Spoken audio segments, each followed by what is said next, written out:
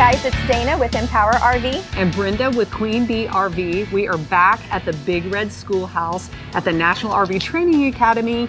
And you will notice that there are classes going on in the background. It's raining outside today, so we decided to take advantage and come inside the schoolhouse. Plus, we've got all kinds of props in here that we can use. So thanks for bearing with us. We are going to be talking about propane today. When the women come to our workshops, this is one of their biggest fears. They're really, a lot of women don't even use their propane systems because they're so fearful of this. And we thought we have a whole class talking about all the safety features. Really empowers those women when they take that class. But we're going to show you a couple things today about caring for and inspecting the tanks themselves. So why don't you start with the age? Okay. So when you have, when you're taking a look at your propane tank on your travel trailer, or it's actually considered a cylinder, the propane cylinder, you want to know what kind of condition it is, how old it is. That's probably the most important thing. Just like our tires, our cylinders have a date of manufacture or born date. This one, it's going to be right here on the collar. And it actually, this one was 03 of 20. So this is a pretty new tank. So January, February, March of 2020. And these cylinders are certified by the Department of Transportation. They're regulated through them.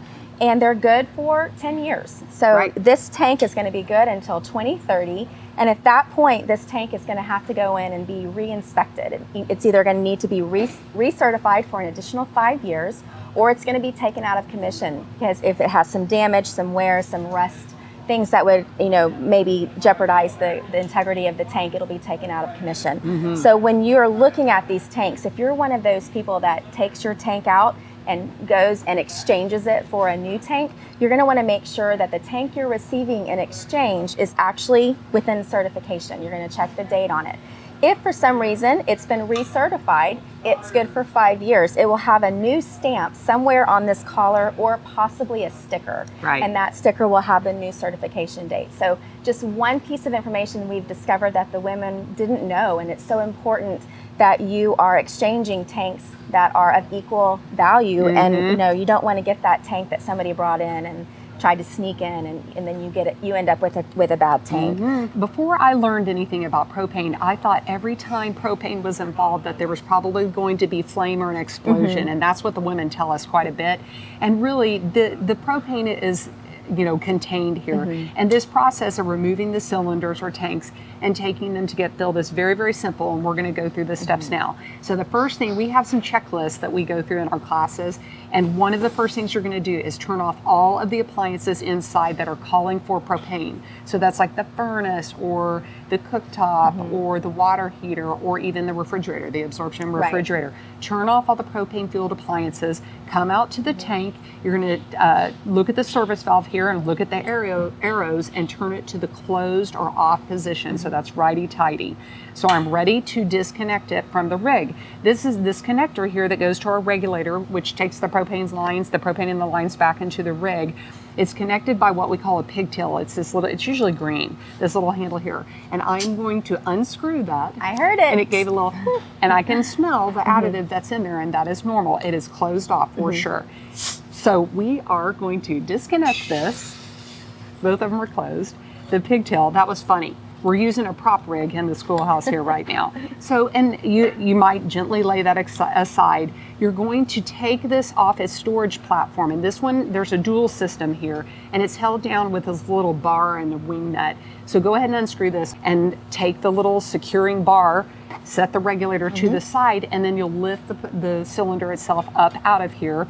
And before we transport it, I almost always forget this. There's a little dust cap that you're going to cover the opening on the service valve with. Keep it nice and clean. Don't want any debris or anything to get in there. And then we're going to transport it either in our truck. You can actually put it in your trunk, the back seat of your car, your SUV. But very important, DOT wants us to have these things upright, first of all, and we'll teach you why in our classes. You're going to keep them upright, and they have to be secured in all directions. Over the shoulder, around the middle, over the other shoulder. Right. So some people will just put them with one little bungee in the back of the truck, or just sit them in the floorboard of the car, and that is not acceptable. There's a certain measurement that it needs to be secured. And so one way to do it in the back seat of your car is the lap and safety belt. The seat belt. And actually, if you put it in the middle, you can pull both sides of the lap and safety belt. Yeah. So you can use the seat belt. But another important tip, you're going to go straight there and straight home. Don't let it sit in your hot car. And then we'll get them refilled. When you come back, do everything in reverse. You're going to set it back on its platform, secure it, take the pigtail, connect it again to the actual, take the dust cap off, connect the pigtail again, righty-tighty, and then I'll be ready to open the service valve and use it again. So you had an experience on one of the campouts recently where a girl might not have gotten the connection. Right, so just as a little pro tip that we've given, that I've shared with some other ladies, when you are traveling, and especially if you're on those bumpy roads, and we seem to always hit those when we're pulling our camper, right?